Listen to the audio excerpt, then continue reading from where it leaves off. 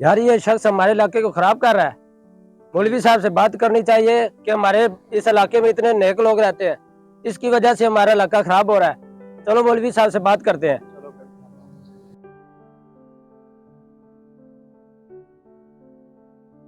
अस्सलाम वालेकुम मौलवी साहब। वालेकुम अस्सलाम। मौलवी साहब, हम आपके पास बहुत बड़ा और अहम मसला लेकर आए हैं, खुदारा इसका हल ढूंढे। जी बताएं क्या मसला है। मौलवी साहब, आप तो जानते हैं हमारे इलाके पर बहुत अल्लाह का करम है, सब लोग नमाजी और परहेजगार हैं। बेशक ये तो है। मौलवी साहब, मसला ये है कि वो उस अफसर शराबी की वजह से ना हमारे इलाके का नाम खराब हो रहा है। वो हर वक्त नशे की हालत में धुत रहता है, उसकी वजह से हमारे बच्चों पर बुरा असर पड़ रहा है। हाँ बात तो ठीक है, मगर मैं क्या कर सकता हूँ।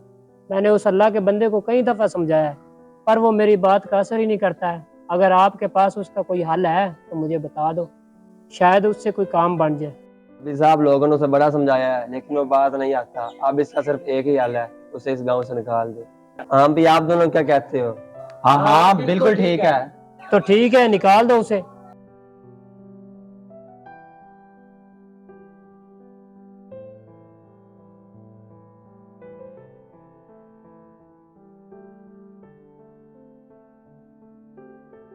मौलवी साहब, ये देखें इसकी हालत। देखो अफसर भाई, मैंने तुम्हें कई दफ़ा समझाया पर तुम्हें मेरी बात समझ में नहीं आई। लेकिन अब लोगों का ना सब्र टूट चुका है।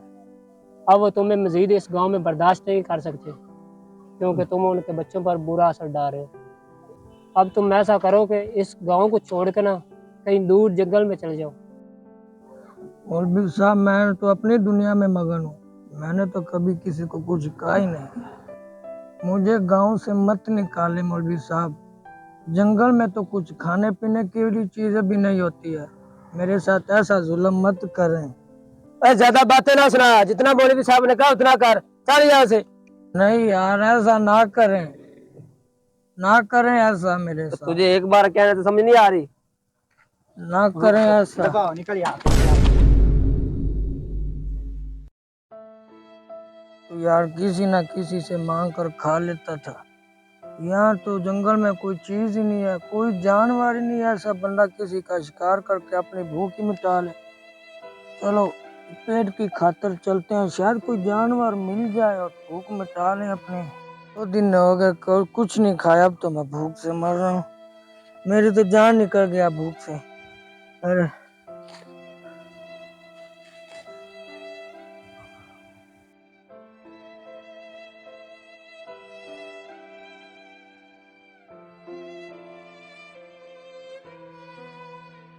हे अल्लाह, मैंने सारी जिंदगी तेरी नाफरमानी की है, तेरा बागी रहा हूँ।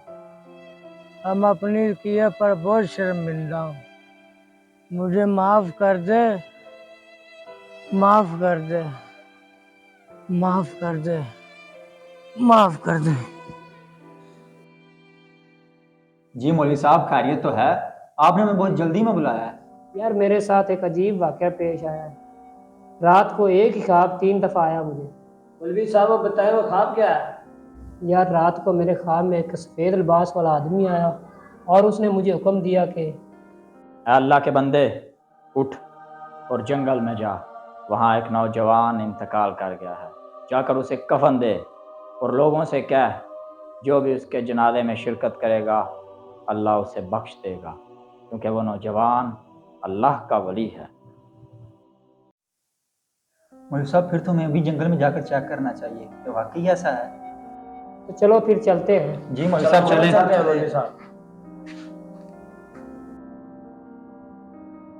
आपको जगह तो अच्छी तरह याद है ना? हाँ हाँ मुझे ठीक तरह याद है, जल्दी चलो यार। ये देखो। मौलवी साहब, ये तो वही है जिसे गांव से निकाला था। हाँ वही है। ये अल्लाह का वली कैसे हो सकता है? मौलवी साहब, लगता है आपको कुछ शैतानी ख्वाब आया है। चलो यार, यहाँ से चलते हैं।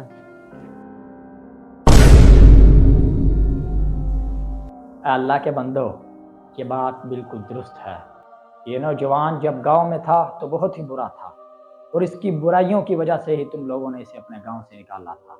लेकिन जब ये नौजवान जंगल में आया और अपने आखिरी वक्त को पहुंचा, तो इसने जब देखा कि इसके पास इसकी मदद के लिए कोई नहीं, तो इसने अपने रब को इस तरह पुकारा کہ تمہارے رب کو اس کا پکارنا اس قدر پسند آیا کہ اس نے اس کا نام باغیوں میں سے نکال کر اپنے ولیوں میں لکھ دیا۔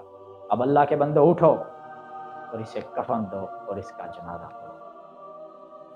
میرے بھائیوں، اس سے کوئی فرق نہیں پڑتا کہ آپ نے کتنے سال گناہوں میں گزار دیے، آؤ اور ابھی توبہ کر کے اپنے رب سے دوستی کر لو۔